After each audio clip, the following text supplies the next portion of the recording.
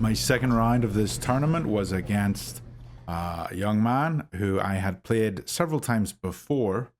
I ended up drawing him in our previous game when I played the black pieces. And so today I actually wanted to just try something very different to my typical opening repertoire. And that was the Philidor. I don't know if the way I play it in the initial moves signifies that it's the Philidor. It kind of seems like a Pirk, but I always like to, when I'm doing this online, I haven't played it a ton, but I like to put my knight on d7, as I do here, and my other knight on f3. And I knew this position well. These opening moves, he was playing correctly. He's defending his pawn on e4 here with his knight on c3, kind of like a Jabava.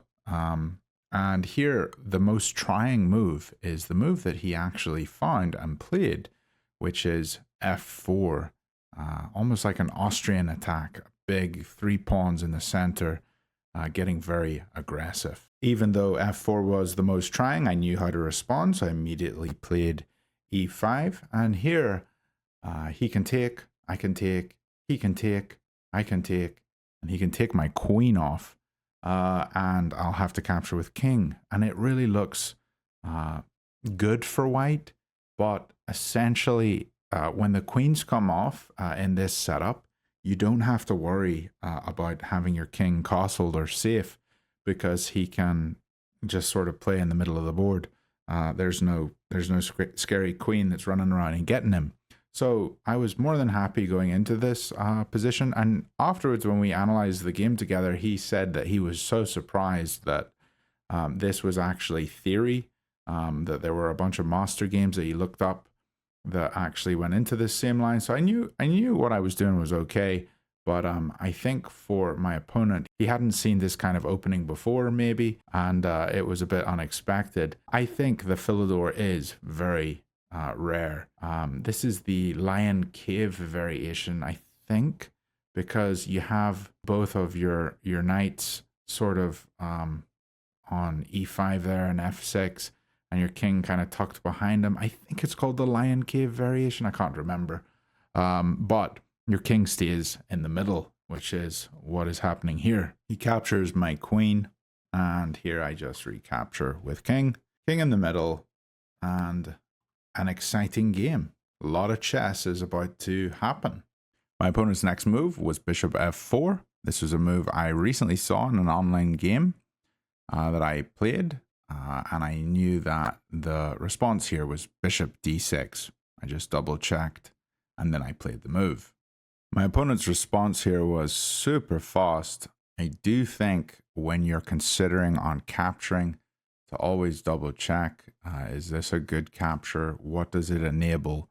And here he gives off his dark squared bishop for my knight. The game is fairly open, so I now have the bishop pair. So I knew I was getting into a decent position. Here he castled, and I have to respond to this, and I moved my king to e7. I knew that my king was going to be more central in this game. Here my opponent moved his knight into the middle of the board, attacking my king, attacking my own knight, and centralizing his piece. I'm in check. I don't want to have to recapture my bishop. I didn't really think my king needed to be on another square, so I thought it's probably just simplest to just capture his knight off. Didn't look like an issue. For those of you who say that I don't spend my time calculating, I did spend several minutes on that move. And here, his best move was to recapture with the rook. However, he decided to recapture with the pawn. I suppose this was a bad decision because his pawn is fairly forwards, and if he wants to protect it with another pawn, then he's got to play c4, which is a pawn in front of his king, and that opens up the board more because, again, I have the bishop pair, maybe moving my bishop to f5, looking down that diagonal. His king's never going to be able to get away to safety if he had to play c4. So I really thought that this was going to be okay for me, and I started moving in pieces to attack that pawn. He develops a knight, attacking my bishop. I know that the bishop pair is currently my biggest asset, and so I decided to keep the bishop on. checking his king on f4. He logically puts his king on b1. And in this position, I really couldn't come up with a great move. I wasn't entirely sure what I should be doing here.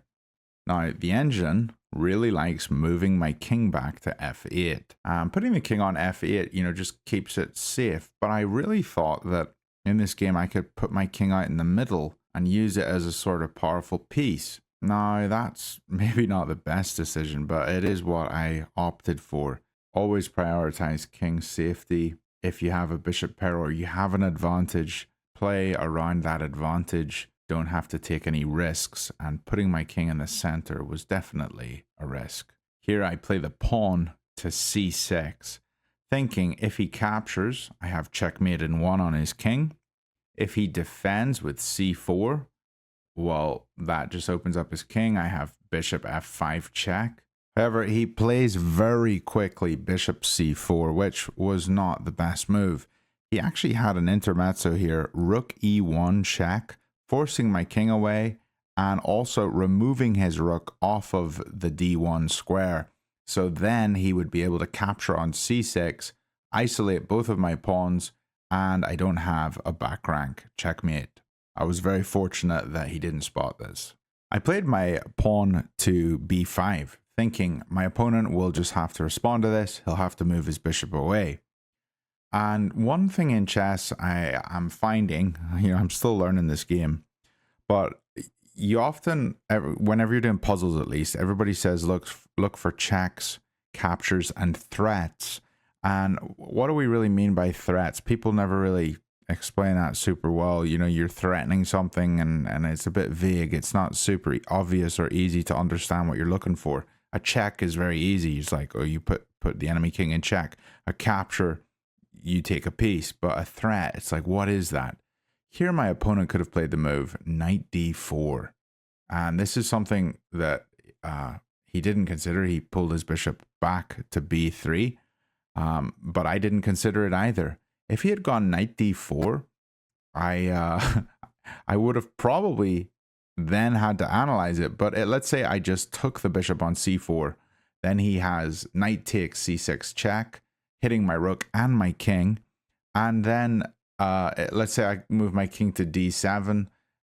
He has rook hf1, hitting my bishop, which is now on a sort of open file, and then also eyeing the f7 pawn, which he could take with check, but also he could just take the rook on d8. I mean, the whole thing just looked really ugly.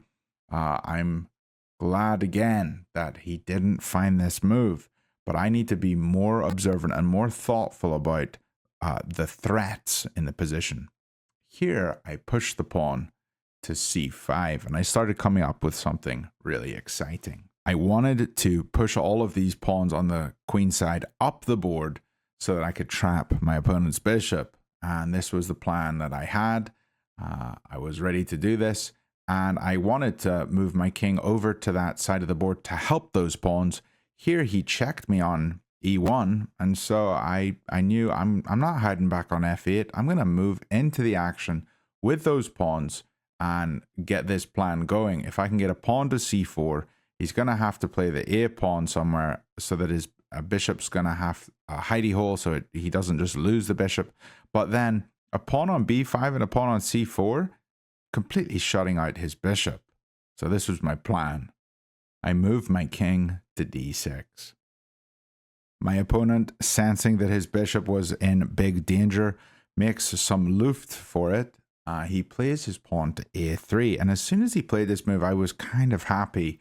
I knew that this wasn't correct. I knew a4 was the move that he should have played, and the reason for this is if he had played a4, then I have to respond with, well, I can go c4, and then I have to respond with a6, to defend my pawn on b5. But because he played a3, I never have to defend b5. And so I can play c4, which is what I immediately did. He retreated his bishop to a2. And now it's my initiative. It's my move. I don't have to play a6. Now my target was the pawn that doesn't have any other pawn defending it, the pawn on d5. And so I put my bishop on b7. Yeah, I didn't think this was a bad move. The engine doesn't like it, but I thought it was good. Let's go after the pawn. My rooks are also connected with this move. It just seemed to make logical sense. But I'm not a robot. Here my opponent moves his knight in to attack my pawn on b5. And so instead of playing a6, I thought I'll just move the king up to c5, defending the pawns. And my king can't be attacked. Well, it could be attacked if he plays b4, but I would probably just take en passant. And that would be okay, because after the captures on b3, then I could take the pawn on d5. But this didn't happen. I moved the king in, and he didn't play b4.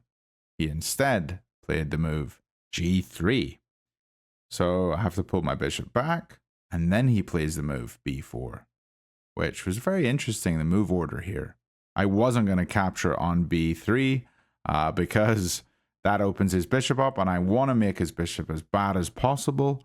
And so I just played back to b6, keeping his bishop a bad bishop, and hopefully getting my bishops into the game ASAP. Here he pulls his knight back to f3, attacking my bishop again.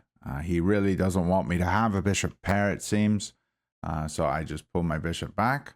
I was pretty happy to put it on f6 because it's now a defended piece, and it's still looking towards the enemy king on this diagonal. Here my opponent moves his knight into e5. This is an interesting move. It's attacking the f7 pawn. I've been attacking the d5 pawn this whole time, and I currently have 2 attackers on the d5 pawn, and he's only got 1 defender. But I also have to defend my pawn on f7.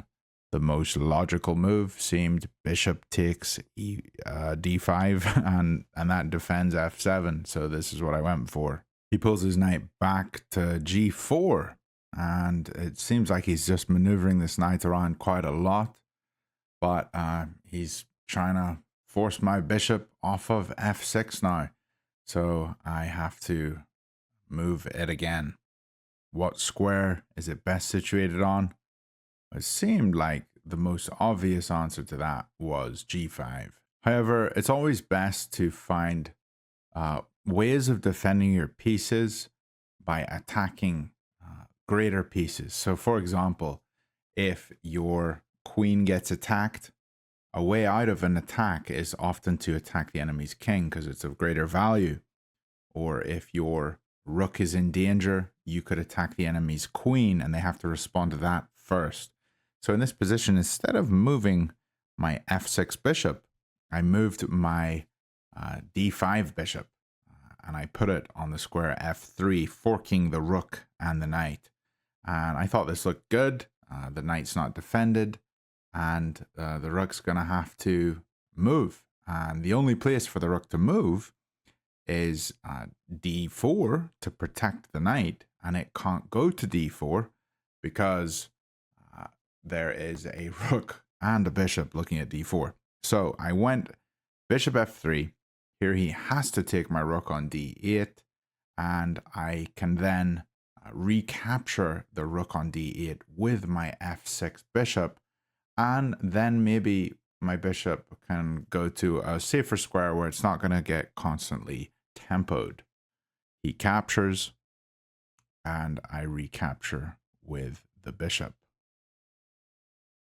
I was feeling pretty good about this. I still have a bishop pair, and his bishop is still sitting on a2 looking at a pawn wall. My opponent absolutely hates my bishops, and so he goes in for the attack again. Knight to e5, attacking my f3 bishop, and here my pawn is also attacked on f7, so I need to defend it. Do I want to go to h5 or do I want to go to d5? Well, h5 looked good, but then I saw he could play g4, and then I have to go to g6, and then he could finally take off my beautiful bishop. So the obvious answer was to play back to d5. This is what I went for. Bishop d5. Here my opponent moved in with his knight. He moves into d7, attacking my king. I can't kill the knight, so I have to move my king here.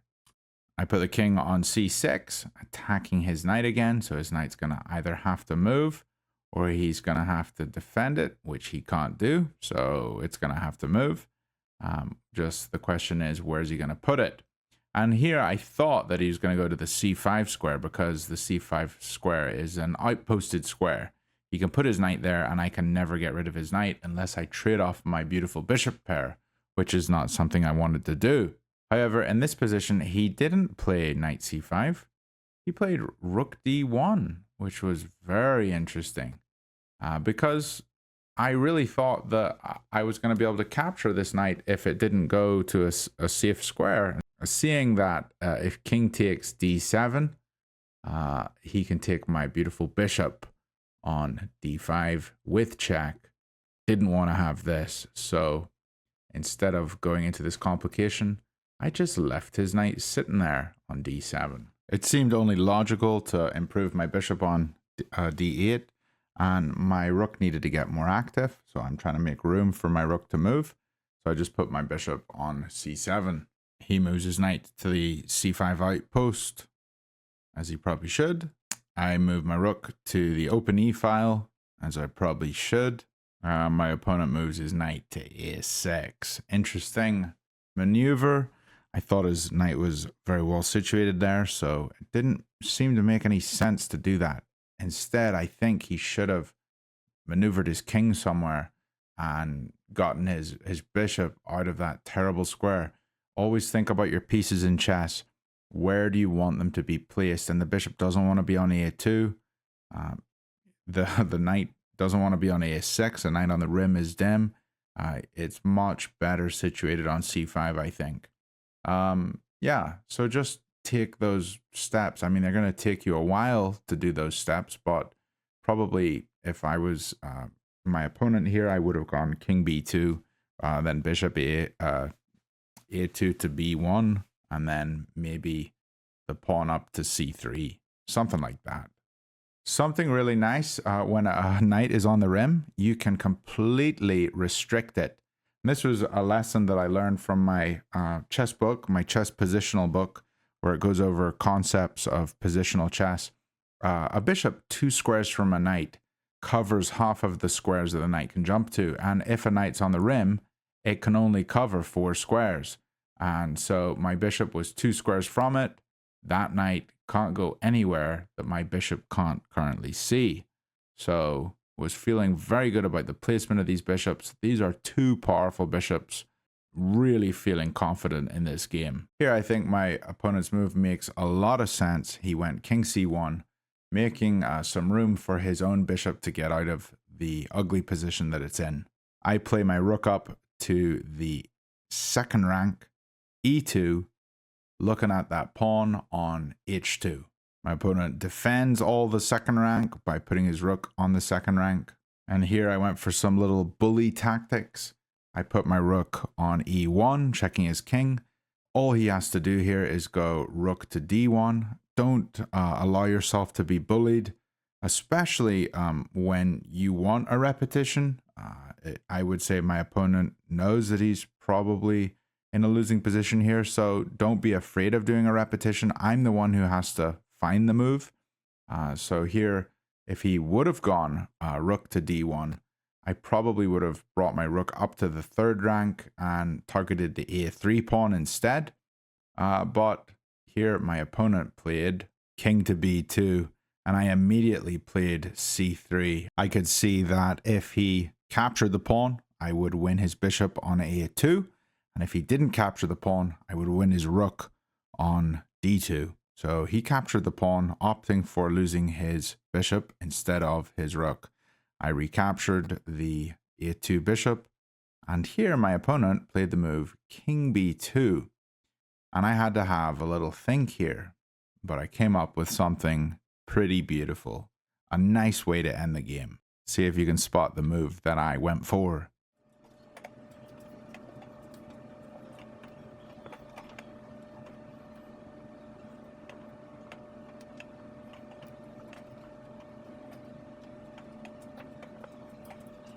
I find the move bishop e5 with a really nice little sequence. a kind of ballsy move, because if he takes my bishop on a2, the material is pretty even.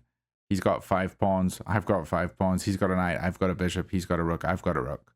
But I knew that I could win everything with this sacrifice. He really has no other option but to take. I mean, he could have moved and delayed the game a bit, but rook a1 in the corner, check. He only has 1 square. The king goes to b3. I move rook a1, check. He's only got 1 square again. He's got to go king to a2. I go rook b2, check. He's only got 1 square. He's got to go rook to a1. And then I would capture the pawn on c2 with check. He'd have to move his king, or his rook could block on d4. But I was calculating, and I was writing on my score sheet here, king b1. And then I was going to capture on d2 because my rook would have been sitting right beside his rook. So might as well just take him off. But here my opponent had to think. He only has 1 move, but his clock was getting really low. And I think he just felt it was best to lose on time. He knew that his position was in not a good situation. I mentioned to my opponent that his clock was getting low. With him only having 1 move that he could play, I thought he didn't want to lose that way, but we just shook hands here after he moved king to a1, but his clock ran out. This is how the engine rated us. 75.9 for my opponent, 85.9 for myself. We both had things that we missed. We both had things that we could have done better, but I was the only one with a powerful bishop pair. My opponent's bishop was fairly bad that whole game, and I think that positionally those bishops won me the game. I really enjoyed this one. I don't know if I'll be playing the Philidor again, but it was fun. Thanks for watching, and I'll see you all very soon.